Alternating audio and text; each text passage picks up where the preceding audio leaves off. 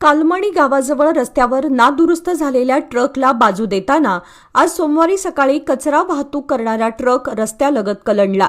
त्यामुळे बेळगाव चोरला गोवा या मुख्य मार्गावरील वाहतूक सकाळी 6 वाजल्यापासून पूर्णतः ठप्प झाली होती।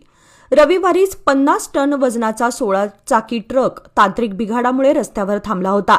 वाहने त्या वाहनाच्या बाजूने जात असताना रस्ता खचला आणि कचरा वाहतूक करणारा ट्रक उलटला। त्यानंतर काही 4 चाकी वाहने गटारातून मार्ग काढण्याचा प्रयत्न करत असताना एक कॅन्टरही तिथे अडकला। परिणामी 3 वाहने रस्त्यावर अडकल्याने वाहतूक पूर्णपणे ठप्प झाली होती। त्यामुळे या मार्गावर दोन्ही बाजूंनी वाहनांच्या लांबच लांब रांगा लागल्या होत्या। घटनेची माहिती जांबुटी पोलिसांना देण्यात आल्यानंतर रस्त्यावर अडकलेली